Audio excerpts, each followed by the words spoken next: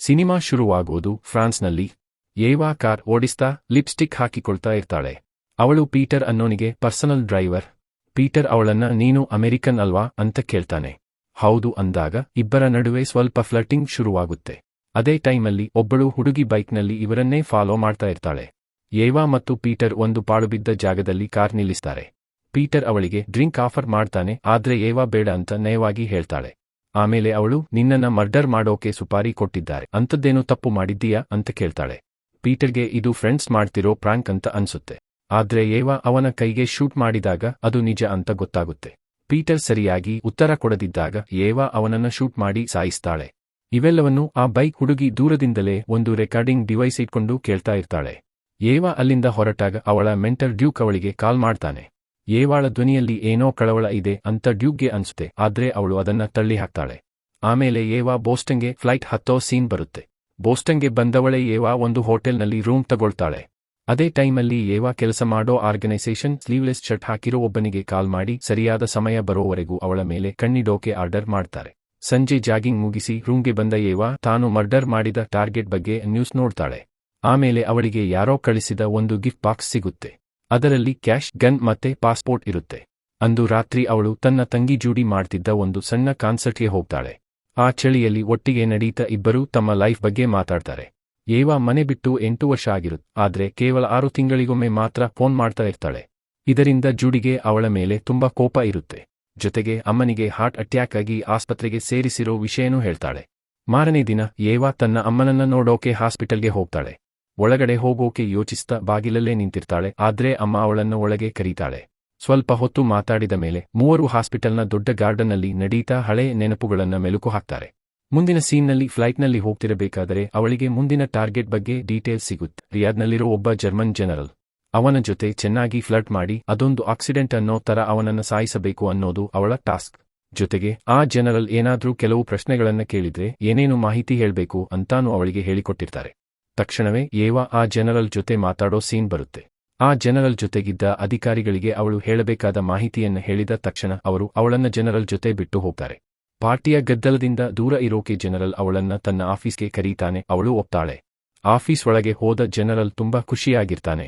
ಆದ್ರೆ ಏವಾ ಅವನ ಕಾಲಿಗೆ ಪಾಯ್ಸನ್ ಇಂಜೆಕ್ಟ್ ಮಾಡಿದಾಗ ಅವನ ಖುಷಿಯೆಲ್ಲ ಮಾಯವಾಗಿ ಅವನ ಇಡೀ ಬಾಡಿ ಪ್ಯಾರಲೈಸ್ ಆಗುತ್ತೆ. ಜನರಲ್ ಮಾಡಿರೋ ಹಳೆ ತಪ್ಪುಗಳ ಬಗ್ಗೆ ಏವಾ ಕೇಳ್ತಾಳೆ, ಆದ್ರೆ ಅಷ್ಟರಲ್ಲೇ ಗಾರ್ಡ್ಸ್ ಬರ್ತಿರೋ ಸೌಂಡ್ ಕೇಳಿಸುತ್ತೆ. ಬೇರೆ ದಾರಿ ಇಲ್ಲದೆ ಅವನು ಬೇಗ ಸಾಯ್ಲಿ ಅಂತ ಏವಾ ಅವನ ಕುತ್ತಿಗೆ ಸೀಳ್ತಾಳೆ. ಗಾರ್ಡ್ಸ್ ಜೊತೆ ಫೈಟ್ ಮಾಡ್ತಿರಬೇಕಾದ ತಾನು ಹೇಳಿದ ಆ ಇನ್ಫಾರ್ಮೇಶನ್ನಿಂದಲೇ ಈ ಅಟ್ಯಾಕ್ ಆಗ್ತಿದೆಯಾ ಅಂತ ಒಬ್ಬ ಗಾರ್ಡ್ ಹತ್ತಿರ ಕೇಳ್ತಾಳೆ. ಸಣ್ಣ ಫೈಟ್ ಆದ್ಮೇಲೆ ತನಗೆ ಪೆಟ್ಟಾಗಿದೆ ಅಂತ ನಾಟಕ ಮಾಡಿ ಅವಳು ಅಲ್ಲಿಂದ ಎಸ್ಕೇಪ್ ಆಗ್ತಾಳೆ. ಒಬ್ಬ ಸೋಲ್ಜರ್ ಹೆಲ್ಪ್ ತಗೊಂಡು ಗ್ರೌಂಡ್ ಫ್ಲೋರ್ಗೆ ಬಂದವಳೆ ಒಂದು ಸ್ಮೋಕ್ ಬಾಂಬ್ ಎಸೆದು ಬಿಲ್ಡಿಂಗ್ನಿಂದ ಹೊರಬರ್ತಾಳೆ. ಅಡ್ಡ ಬಂದ ಸೋಲ್ಜರ್ಸ್ ಜೊತೆ ಫೈಟ್ ಮಾಡಿ ಸೇಫ್ ಆಗಿ ಅಲ್ಲಿಂದ ಜಾರಿಕೊಳ್ತಾಳೆ. ಆ ಮಿಷನ್ ಫ್ಲಾಪ್ ಆದ್ಮೇಲೆ ಏವಾ ನಾರ್ಮಂಡಿಗೆ ಹೋಗ್ತಾಳೆ. ಅಲ್ಲಿ ಸಮುದ್ರದ ತೀರದಲ್ಲಿ ಫಿಶಿಂಗ್ ಮಾಡ್ತಿದ್ದ ಡ್ಯೂಕ್ನ ಮೀಟ್ ಮಾಡ್ತಾಳೆ. ಈ ಫ್ಲಾಪ್ ಆದ ಅಸಾಸಿನೇಷನ್ ಪ್ಲಾನ್ ಮಾಡಿದ್ದು ನೀನಾ ಅಂತ ಕೇಳ್ತಾಳೆ. ಅದಕ್ಕೆ ಡ್ಯೂಕ್ ಖಂಡಿತ ಇಲ್ಲ ಅಂತ ಭರವಸೆ ಕೊಡ್ತಾನೆ. ಆಗ ಏವಾ ತನಗೆ ಈ ಕೆಲಸದಿಂದ ಸ್ವಲ್ಪ ಬ್ರೇಕ್ ಬೇಕು ಅಂತ ಹೇಳ್ತಾಳೆ. ಡ್ಯೂಕ್ ಅದಕ್ಕೆ ನಾನು ಅದನ್ನ ಮೊದಲೇ ಯೋಚಿಸಿ ಎಲ್ಲ ಅರೇಂಜ್ಮೆಂಟ್ಸ್ ಮಾಡಿದ್ದೀನಿ ಅಂತ ಹೇಳ್ತಾನೆ. ಏವಾ ವಾಪಸ್ ಬೋಸ್ಟನ್ಗೆ ಬರ್ತಾಳೆ. ಅವಳನ್ನ ಟ್ರ್ಯಾಕ್ ಮಾಡೋಕೆ ಬಿಟ್ಟಿದ್ದ ಆತ ಅವಳನ್ನ ಗುಪ್ತವಾಗಿ ಫಾಲೋ ಮಾಡ್ತಿರ್ತಾನೆ. ಜಾಗಿಂಗ್ ಮಾಡ್ತಾ ಹಾಸ್ಪಿಟಲ್ ಹತ್ತಿರ ಬಂದಾಗ ತನ್ನ ಎಕ್ಸ್ ಬಾಯ್ ಫ್ರೆಂಡ್ ಮೈಕಲ್ ತನ್ನ ಅಮ್ಮನನ್ನ ನೋಡೋಕೆ ಬಂದಿರೋದನ್ನ ನೋಡ್ತಾಳೆ. ಮೈಕಲ್ ಈಗ ಜೂಡಿ ಜೊತೆ ಡೇಟಿಂಗ್ ಮಾಡ್ತಿದ್ದಾನೆ ಅಂತ ಗೊತ್ತಾಗಿ ಅವಳಿಗೆ ಸ್ವಲ್ಪ ಶಾಕ್ ಆಗುತ್ತೆ. ಅಮ್ಮನ ರೂಮ್ನಲ್ಲಿ ಟಿವಿ ರಿಪೇರಿ ಮಾಡೋಕೆ ಅಮ್ಮ ಅವಳಿಗೆ ಹೇಳ್ತಾಳೆ. ಅವಳು ಅದನ್ನ ಮಾಡ್ತಿರಬೇಕಾದರೆ ನಾವೆಲ್ಲರೂ ಸೇರಿ ಬೇಗ ಡಿನ್ನರ್ ಮಾಡಬೇಕು ಅಂತ ಅಮ್ಮ ಹೇಳ್ತಾಳೆ. ಆಮೇಲೆ ಏವಾ ಆಲ್ಕೋಹಾಲಿಕ್ಸ್ ಅನಾನಿಮಸ್ ಮೀಟಿಂಗ್ಗೆ ಹೋಗಿ ತನ್ನ ಹಳೆ ಕಥೆಯನ್ನ ಹೇಳ್ತಾಳೆ. ತನ್ನ ಅಪ್ಪ ತನ್ನ ಅಮ್ಮನಿಗೆ ಮೋಸ ಮಾಡ್ತಿದ್ದನ್ನ ಅವಳು ಹಿಡಿದಿದ್ದಳು. ಆಗ ಅಪ್ಪ ಅತ್ತಿದ್ದ, ಆದ್ರೆ ಆಮೇಲೆ ತಾನು ಡ್ರಗ್ಸ್ ತಗೊಳ್ಳೋಕೆ ಅಪ್ಪನ ದುಡ್ಡು ಕದ್ದಿದ್ದೀನಿ ಅಂತ ಅವಳ ಮೇಲೆ ಸುಳ್ಳು ಆರೋಪ ಮಾಡಿದ್ದ. ಅಮ್ಮ ಕೂಡ ಅಪ್ಪನ ಪರವಾಗಿ ನಿಂತಳು. ಅದೇ ಕೋಪಕ್ಕೆ ಏವಾ ಆರ್ಮಿ ಸೇರಿ 8 ವರ್ಷ ಮನೆಯಿಂದ ದೂರ ಉಳಿದಿದ್ದಳು. ಒಂದು ವೇಳೆ ಅವಳು ಅವತ್ತು ಮನೆ ಬಿಟ್ಟು ಹೋಗಿಲ್ಲ ಅಂದಿದ್ರೆ ತನ್ನ ಅಪ್ಪನನ್ನೇ ಸಾಯಿಸ್ತಿದ್ದೆ ಅಂತಾನೂ ಅವಳು ಹೇಳ್ತಾಳೆ. ಮುಂದಿನ ಸೀನ್ನಲ್ಲಿ ಡ್ಯೂಕ್ ಕಾಡಿನ ಮಧ್ಯೆ ಇರೋ ಒಂದು ಮನೆಗೆ ಹೋಗ್ತಾನೆ. ಅಲ್ಲಿ ಅವನು ಸೈಮನ್ ಅನ್ನೋ ಇನ್ನೊಬ್ಬ ಅಸಾಸಿನ್ನ ಮೀಟ್ ಮಾಡ್ತಾನೆ. ಸೈಮನ್ಗೆ ಸ್ವತಃ ಡ್ಯೂಕ್ ಟ್ರೈನಿಂಗ್ ಕೊಟ್ಟಿರ್ತಾನೆ. ಟಾರ್ಗೆಟ್ಗಳನ್ನ ಸಾಯಿಸೋಕೆ ಮುಂಚೆ ಅವರ ತಪ್ಪುಗಳ ಬಗ್ಗೆ ಕೇಳೋ ಮೂಲಕ ಏವಾ ಪ್ರೋಟೋಕಾಲ್ ಬ್ರೇಕ್ ಮಾಡ್ತಿದ್ದಾಳೆ ಅಂತ ಸೈಮನ್ ಕೋಪದಿಂದ ಹೇಳ್ತಾನೆ. ಆ ಬೈಕ್ ಹುಡುಗಿ ಬೇರೆ ಯಾರೂ ಅಲ್ಲ, ಅವಳು ಸೈಮನ್ ಮಗಳು. ಅವಳು ಕೂಡ ಒಬ್ಬ ಅಸಾಸಿನ್ ಅಂತ ನಮಗೆ ಗೊತ್ತಾಗುತ್ತೆ. ಏವಾಳನ್ನ ಸಾಯಿಸಬೇಡ, ಅವಳನ್ನ ಸ್ವಲ್ಪ ರೆಸ್ಟ್ ಮಾಡೋಕೆ ಬಿಡು ಅಂತ ಡ್ಯೂಕ್ ಕೇಳಿಕೊಂಡಾಗ ಸೈಮನ್ ಅರೆಮನಸ್ಸಿನಿಂದಲೇ ಒಪ್ತಾನೆ. ಆಮೇಲೆ ಡ್ಯೂಕ್ನ ಅಲ್ಲಿಂದ ಹೋಗೋಕೆ ಹೇಳ್ತಾನೆ.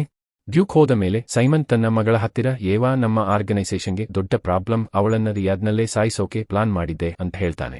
ಆಮೇಲೆ ಏವಾಳನ್ನ ಟ್ರ್ಯಾಕ್ ಮಾಡ್ತಿರೋನಿಗೆ ಅವಳನ್ನ ಸಾಯಿಸೋಕೆ ಪರ್ಮಿಷನ್ ಇದೆ ಅಂತ ಹೇಳೋಕೆ ಮಗಳಿಗೆ ಆರ್ಡರ್ ಮಾಡ್ತಾನೆ. ಅಂದು ರಾತ್ರಿ ಏವಾ ಜಾಗಿಂಗ್ ಮಾಡ್ತಿರಬೇಕಾದರೆ ಆ ಟ್ರ್ಯಾಕ್ ಮಾಡ್ತಿದ್ದವನು ಅವಳ ಮೇಲೆ ಅಟ್ಯಾಕ್ ಮಾಡ್ತಾನೆ. ಸಣ್ಣ ಫೈಟ್ ಆದ್ಮೇಲೆ ಏವಾ ಅವನನ್ನ ಪಾರ್ಕ್ನಲ್ಲಿದ್ದ ಫೌಂಟೇನ್ನಲ್ಲಿ ಮುಳುಗಿಸಿ ಸಾಯಿಸ್ತಾಳೆ.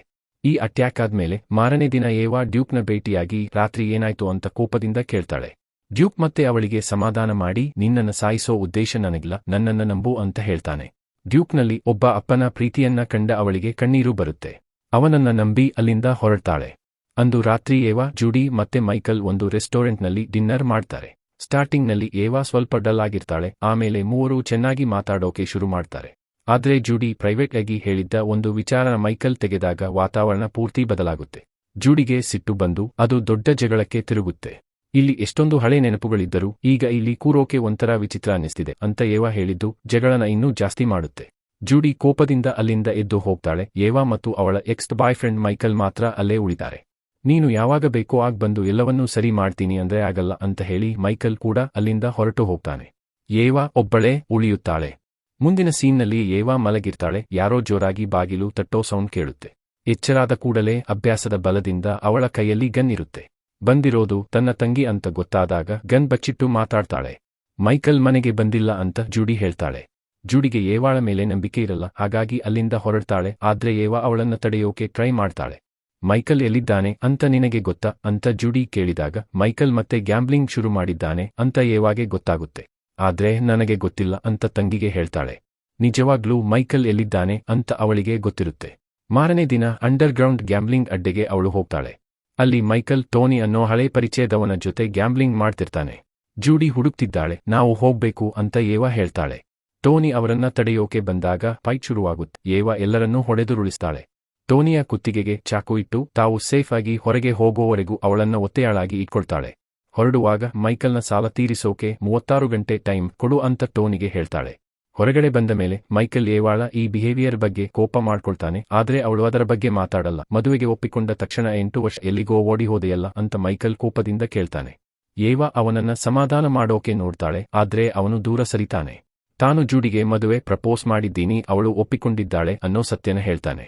ಏವಾಗೆ ಎದೆ ಒಡೆದಂತಾಗುತ್ತೆ. ಹೋಟೆಲ್ ರೂಮ್ಗೆ ವಾಪಸ್ ಬಂದು ನೋವು ಮರೆಯೋಕೆ ಎಣ್ಣೆ ಹೊಡಿಯೋಕೆ ಟ್ರೈ ಮಾಡ್ತಾಳೆ. ಆದ್ರೆ ತನ್ನನ್ನ ತಾನೇ ಕಂಟ್ರೋಲ್ ಮಾಡ್ಕೊಂಡು ವಿಸ್ಕಿ ಗ್ಲಾಸ್ನ ಸುಮ್ಮನೆ ಮೂಸಿ ನೋಡಿ ಹಾಗೇ ಇರ್ತಾಳೆ. ಮುಂದಿನ ಸೀನ್ನಲ್ಲಿ ಡ್ಯೂಕ್ ವಾಪಸ್ ಸೈಮನ್ ಮನೆಗೆ ಬರ್ತಾನೆ. ಸೈಮನ್ ನಗುನಗುತ್ತಲೇ ಮಾತಾಡ್ತಾನೆ. ಆದ್ರೆ ಏವಾಳನ್ನ ಸಾಯಿಸೋಕೆ ಆರ್ಡರ್ ಕೊಟ್ಟಿದ್ದು ನೀನೇನಾ ಅಂತ ಡ್ಯೂಕ್ ನೇರವಾಗಿ ಕೇಳ್ತಾನೆ. ಸೈಮನ್ ಹೌದು ಅಂತ ಒಪ್ಪಿಕೊಂಡು ನೀನಿನ್ನ ನನಗೆ ಬಾಸ್ ಅಲ್ಲ ಅಂತ ಹೇಳ್ತಾನೆ. ಡ್ಯೂಕ್ ತನ್ನ ಗನ್ ತೆಗೆದು ಸೈಮನ್ ಕಡೆ ಪಾಯಿಂಟ್ ಮಾಡ್ತಾನೆ. ತಕ್ಷಣ ಸೈಮನ್ ಮಗಳು ಕೂಡ ಗನ್ ತೆಗಿತಾಳೆ. ಅಷ್ಟರಲ್ಲೇ ಸೈಮನ್ನ ಇನ್ನೊಬ್ಬ ಮಗಳು ತನ್ನ ಅಂಕಲ್ ಡ್ಯೂಕ್ನ ಮಾತಾಡಿಸೋಕೆ ಬರ್ತಾಳೆ. ಆಗ ಅಲ್ಲಿನ ಟೆನ್ಷನ್ ಸ್ವಲ್ಪ ಕಮ್ಮಿ ಆಗುತ್ತೆ. ಅವಳು ಹೋದ ಮೇಲೆ ಡ್ಯೂಕ್ ಸೈಮನ್ ಮಗಳ ಕೈಲಿದ್ದ ಗನ್ ಕಸಿದುಕೊಳ್ತಾನೆ. ಆಗ ಸೈಮನ್ ತನ್ನ ಹಳೆ ಗುರುವಿನ ಮೇಲೆಯೇ ಅಟ್ಯಾಕ್ ಮಾಡ್ತಾನೆ. ಇಬ್ಬರ ನಡುವೆ ಸಿಕ್ಕಾಪಟ್ಟೆ ಫೈಟ್ ನಡೆಯುತ್ತೆ. ಮಧ್ಯೆ ಬರಬೇಡ ಅಂತ ಸೈಮನ್ ತನ್ನ ಮಗಳಿಗೆ ಹೇಳ್ತಾನೆ. ಕೊನೆಗೆ ಸೈಮನ್ ಗೆಲ್ತಾನೆ. ತನ್ನ ಗುರುವಿಗೆ ಚಾಕುವಿನಿಂದ ಚುಚ್ಚಿ ಕೆಳಗೆ ಬೀಳಿಸ್ತಾನೆ. ಮುಂದಿನ ಸೀನ್ನಲ್ಲಿ ಏವಾ ತನ್ನ ಅಮ್ಮನ ಮನೆಗೆ ಹೋಗಿ ಅವಳ ಜೊತೆ ಕಾರ್ಡ್ಸ್ ಆಡ್ತಾಳೆ. ಆಟವಾಡ್ತಿರಬೇಕಾದರೆ ತನ್ನ ಗಂಡನ ಕಳ್ಳಾಟದ ಬಗ್ಗೆ ತನಗೆ ಮೊದಲೇ ಗೊತ್ತಿತ್ತು. ಆದ್ರೆ ಒಂಟಿಯಾಗೋ ಭಯದಿಂದ ಮಗಳನ್ನ ಬಿಟ್ಟು ಗಂಡನನ್ನೇ ಸಪೋರ್ಟ್ ಮಾಡಿದ್ದೆ ಅಂತ ಅಮ್ಮ ಹೇಳ್ತಾಳೆ. ಜೊತೆಗೆ ನೀನು ನಿನ್ನ ಮಗುವಿನ ವಿಚಾರದಲ್ಲಿ ನನ್ನ ತರ ತಪ್ಪು ಮಾಡಲ್ಲ ಅಂತ ನನಗೆ ಅನ್ನಿಸ್ತಿದೆ ಅಂತ ಹೇಳ್ತಾಳೆ. ಇತ್ತ ಸೈಮನ್ ಡ್ಯೂಕ್ನ ಒಂದು ಕೆರೆಯ ಹತ್ತಿರ ಕರ್ಕೊಂಡು ಹೋಗಿ ಏವಾಳನ್ನ ಸಾಯಿಸೋಕೆ ನಾನು ಬೋಸ್ಟನ್ಗೆ ಹೋಗ್ತಾ ಇದ್ದೀನಿ ಅಂತ ಹೇಳ್ತಾನೆ. ಅವಳಿಗೆ ಏನಾದ್ರೂ ಕೊನೆಯ ಮೆಸೇಜ್ ಹೇಳ್ಬೇಕಾ ಅಂತ ಸೈಮನ್ ಕೇಳಿದಾಗ ಡ್ಯೂಕ್ ನೀನು ಸೋಲೋದನ್ನ ನೋಡೋಕೆ ನಾನು ಇರಲ್ಲ, ಅದಕ್ಕಾಗಿ ಏವಾ ಹತ್ತಿರ ಸಾರಿ ಕೇಳ್ತಿದ್ದೀನಿ ಅಂತ ಹೇಳ್ತಾನೆ.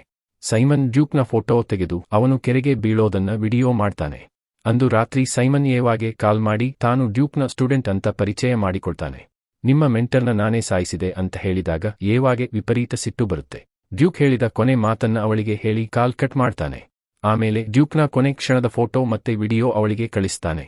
ಮುಂದಿನ ಸೀನ್ನಲ್ಲಿ ಏವಾ ಜೂಡಿ ಮನೆಗೆ ಹೋಗ್ತಾಳೆ. ಆದ್ರೆ ಅಲ್ಲಿ ಮೈಕಲ್ ಮಾತ್ರ ಇರ್ತಾನೆ. ಅವಳು ಮೈಕಲ್ಗೆ ಕಿಸ್ ಮಾಡಿ ನಾವಿಬ್ಬರೂ ದೂರ ಎಲ್ಲಾದ್ರೂ ಹೊರಟು ಹೋಗೋಣ ಅಂತ ಹೇಳ್ತಾಳೆ. ಜೂಡಿ ಪ್ರೆಗ್ನೆಂಟ್ ಅಂತ ಮೈಕಲ್ ಹೇಳಿದಾಗ ಏವಾಳ ದುಃಖ ಇನ್ನಷ್ಟು ಜಾಸ್ತಿ ಆಗುತ್ತೆ. ತನ್ನ ಕೋಪನೆಲ್ಲ ತೀರಿಸಿಕೊಳ್ಳೋಕೆ ಏವಾ ಟೋನಿಯ ಕ್ಲಬ್ಗೆ ಹೋಗಿ ಅಲ್ಲಿದ್ದ ಗಾರ್ಡ್ಸ್ನ ಸಾಯಿಸ್ತಾಳೆ. ಟೋನಿ ತನ್ನ ಮುಖಕ್ಕೆ 2-3 ಪಂಚ್ ಮಾಡಿದ್ರೂ ಸುಮ್ಮನೆ ಇರ್ತಾಳೆ. ಯಾವ ಪರಿಣಾಮದ ಬಗ್ಗೆಯೂ ಯೋಚಿಸದೆ ನಾನು ಮೈಕಲ್ಗೆ ಕಿಸ್ ಮಾಡಿದಾಗ ನನ್ನ ಪವರ್ ಏನು ಅಂತ ನನಗೆ ಗೊತ್ತಾಯ್ತು ಅಂತ ಹೇಳ್ತಾಳೆ. ಅವಳು ಟೋನಿಯ ಕುತ್ತಿಗೆ ಹಿಸುಕೋಕೆ ಶುರು ಮಾಡ್ತಾಳೆ. ಆದ್ರೆ ಕೊನೆಗೆ ನಮ್ಮಿಬ್ಬರ ಲೆಕ್ಕ ಈಗ ಚುತ್ತ ಆಯ್ತು ಅಂತ ಹೇಳಿ ಅವಳನ್ನ ಬಿಟ್ಟು ಬಿಡ್ತಾಳೆ. ಇವೆಲ್ಲದರಿಂದ ಪೂರ್ತಿ ಸುಸ್ತಾದ ಏವಾ ಸೋತವಳ ತರ ಮನೆಗೆ ಬರ್ತಾಳೆ. ಫ್ರಿಡ್ಜ್ನಲ್ಲಿದ್ದ ಸಣ್ಣ ಸಣ್ಣ ಎಣ್ಣೆ ಬಾಟಲ್ಗಳನ್ನೇ ನೋಡ್ತಾ ಇರ್ತಾಳೆ. ಕಂಟ್ರೋಲ್ ಮಾಡಿಕೊಳ್ಳೋಕೆ ಎಷ್ಟೇ ಟ್ರೈ ಮಾಡಿದ್ರೂ ಕೊನೆಗೆ ಎಣ್ಣೆ ಕುಡಿದೇ ಬಿಡ್ತಾಳೆ. ಆ ಮೂಲಕ ತಾನು 8 ವರ್ಷದಿಂದ ಕಂಟ್ರೋಲ್ ಮಾಡಿಕೊಂಡಿದ್ದ ವ್ರತನ ಬ್ರೇಕ್ ಮಾಡ್ತಾಳೆ. ಇವೆಲ್ಲವನ್ನೂ ತಡ್ಕೊಳ್ಳೋಕೆ ಆಗದೆ ತನ್ನ ಗನ್ ತೆಗೆದು ತಲೆಗೆ ಇಟ್ಟುಕೊಂಡು ಸೂಸೈಡ್ ಮಾಡಿಕೊಳ್ಳೋಕೆ ಟ್ರೈ ಮಾಡ್ತಾಳೆ. ಆದ್ರೆ ಟ್ರಿಗರ್ ಒತ್ತೋಕೆ ಆಗಲ್ಲ. ಅಷ್ಟರಲ್ಲೇ ಗನ್ ಹಿಡಿದುಕೊಂಡು ಸೈಮನ್ ಒಳಗೆ ಬರ್ತಾನೆ. ಇಬ್ಬರ ನಡುವೆ ಭೀಕರ ಫೈಟ್ ನಡೆಯುತ್ತೆ. ಇಬ್ಬರೂ ತಮ್ಮ ಫೈಟಿಂಗ್ ಸ್ಕಿಲ್ಸ್ನ ಒಬ್ಬರಿಗೊಬ್ಬರು ತೋರಿಸ್ತಾರೆ. ಫೈಟ್ ಮಾಡಿ ಇಬ್ಬರೂ ಸುಸ್ತಾದ ಮೇಲೆ ಯಾರೂ ಗೆಲ್ಲದೆ ಆ ಫೈಟ್ ಡ್ರಾ ಆಗುತ್ತೆ. ಸೈಮನ್ ಅಲ್ಲಿಂದ ಹೋಗ್ತಾನೆ. ಆದ್ರೆ ಏವಾಗೆ ಸಮಾಧಾನ ಆಗಿರಲ್ಲ. ಅವನನ್ನ ಸಾಯಿಸಲೇಬೇಕು ಅಂತ ಅವನನ್ನ ಫಾಲೋ ಮಾಡ್ತಾಳೆ. ಈಗ ಪರಿಸ್ಥಿತಿ ಉಲ್ಟಾ ಆಗಿದೆ. ಬೇಟೆಗಾರನ ತರ ಏವಾ ಸೈಮನ್ ಹಿಂದೆ ಬಿದ್ದಿದ್ದಾಳೆ. ತುಂಬಾ ಹೊತ್ತಾದ ಮೇಲೆ ಏವಾ ಅವನನ್ನ ಹಿಡಿತಾಳೆ. ನನ್ನನ್ನ ಸಾಯಿಸೋಕೆ ನೀನು ನಿಜವಾಗ್ಲೂ ರೆಡಿ ಇದ್ದೀಯಾ ಅಂತ ಸೈಮನ್ ಕೇಳ್ತಾನೆ. ತನ್ನ ಫ್ಯಾಮಿಲಿಗೆ ಏನು ತೊಂದರೆ ಆಗಲ್ಲ ಅಂತ ಭರವಸೆ ಸಿಕ್ಕ ಮೇಲೆ 5 ಕೌಂಟ್ ಮಾಡೋವಷ್ಟರಲ್ಲಿ ನನ್ನನ್ನ ಸಾಯಿಸು ಅಂತ ಸೈಮನ್ ಒಪ್ತಾನೆ. ಏವಾ ಸರಿ ಅಂತಾಳೆ. ಆದ್ರೆ ಅವನು 1 ಅಂತ ಹೇಳಿದ ತಕ್ಷಣ ಶೂಟ್ ಮಾಡ್ತಾಳೆ. ಆಮೇಲೆ ಏವಾ ತನ್ನ ತಂಗಿ ಮನೆಗೆ ಹೋಗಿ ಅವರು ದೇಶ ಬಿಟ್ಟು ಹೋಗಲಿ ಅಂತ ದುಡ್ಡು ಮತ್ತೆ ಪಾಸ್ಪೋರ್ಟ್ ಕೊಡ್ತಾಳೆ. ಮೈಕಲ್ ಏವಾಗೆ ಯಾರೋ ಅನಾಮಿಕರು ಕಳಿಸಿದ ಒಂದು ಲೆಟರ್ ಕೊಡ್ತಾನೆ. ಅದು ಅವರಿಬ್ಬರ ಕೊನೆ ಭೇಟಿ ಆಗಿರಬಹುದು. ನಿಜವಾಗ್ಲೂ ನೀನು ಯಾರು ಅಂತ ಜೂಡಿ ಕೇಳ್ತಾಳೆ. ಆದ್ರೆ ಏವಾ ಸೈಲೆಂಟ್ ಆಗಿರ್ತಾಳೆ. ಸಿನಿಮಾದ ಕೊನೆಯಲ್ಲಿ ಏವಾ ಆ ಲೆಟರ್ ಓದ್ತಾಳೆ. ಅದು ಡ್ಯೂಕ್ ಬರೆದ ಲೆಟರ್. ನನ್ನ ಲೈಫ್ ಹೇಗಾಯ್ತು ಅನ್ನೋದರ ಬಗ್ಗೆ ನನಗೆ ಖುಷಿ ಇದೆ ಅಂತ ಅದರಲ್ಲಿ ಬರೆದಿರ್ತಾನೆ. ಅವಳು ನಡ್ಕೊಂಡು ಹೋಗ್ತಿರಬೇಕಾದರೆ ಸೈಮನ್ನ ಮಗಳು ಅವಳನ್ನ ಫಾಲೋ ಮಾಡ್ತಿರ್ತಾಳೆ. ಅಲ್ಲಿಗೆ ಸಿನಿಮಾ ಮುಗಿಯುತ್ತೆ.